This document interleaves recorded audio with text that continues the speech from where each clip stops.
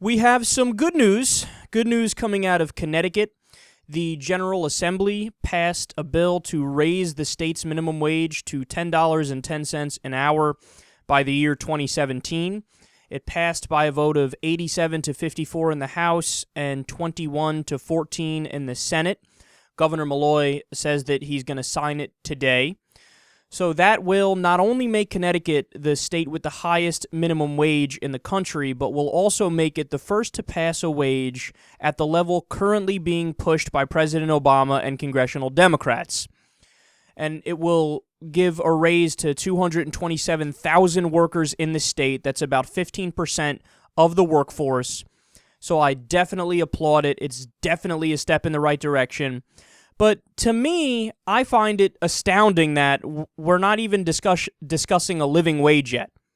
Even in the best state, even in the state that is now most progressive on this issue in Connecticut, we're not even discussing a living wage yet. Isn't that crazy? It's like we're having an argument over how barbaric we should be. And Connecticut steps forward and says, well, we'll be the least barbaric of all the states. And everybody else is like, fuck it, we're going to keep paying these guys $7.25 so they can't survive, and then they have to go run to food stamps, and they have to go run to Medicaid, and they have to run to big government for the safety net because they have to make ends meet somehow. And remember, again, these are people who work full-time jobs, but they still don't make enough money to survive, even though they're working a full-time job.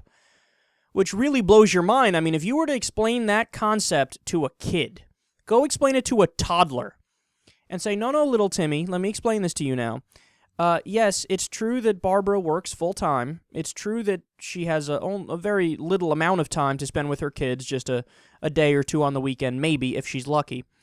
But, yeah, she doesn't make enough money to live. She can't eat and feed everybody and pay the bills and make sure that the heat is working and the water's running, and that's just how it is, little Timmy. Sorry.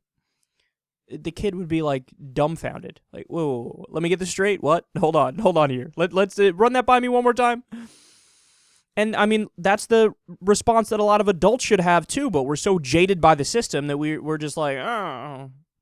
And this is a perfect example of it right here. I mean, should I really be celebrating it? Should we be celebrating it? I mean, I guess we have to celebrate it because it's a step in the right direction, but it's still not even a living wage. It's craziness to me. But to break this down a little further, keep in mind that if the minimum wage had kept up with the productivity of the worker, so in other words, if that old adage, if that old cliche were true, that under capitalism, a rising tide lifts all boats and you're paid what you're worth. How many times have we heard right-wingers say that? You're paid what you're worth. Okay, well, if that was the case, the minimum wage would be between $18 and $24 an hour right now. So do you want to raise it to that number? Republicans, conservatives? Hey, if you want to pay people what they're worth, there you go. But of course they're not in favor of that. And also, if it simply kept pace with inflation, if the minimum wage kept pace with inflation from the year 1967, it would be over $10 an hour right now nationally. Now remember, that would be if it was chained to inflation from 1967. So without a raise from 1967, that's what it would be. That really shows you how much we have slipped when it comes to the working class, working poor people, and even middle class people. It shows you that, and actually in many ways in the late 1960s, early 1970s, we were a country that was more fair in the realm of economics and with domestic policy. We've gotten worse since then. It's a sad thing, man. Look, the answer is simple. You get out there, you propose a $15 an hour minimum wage bill, the Republicans will counter and say, fuck that, no way. And then you meet halfway at $12 an hour. $12 an hour is a living wage, according to most economists.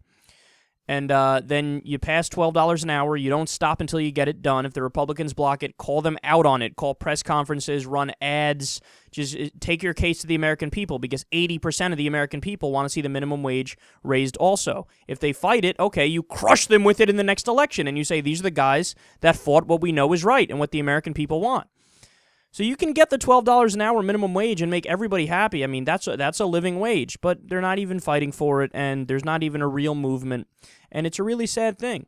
It's a really sad thing when we like to call ourselves a civilized country, but people could still work a full-time job and not make enough money to survive.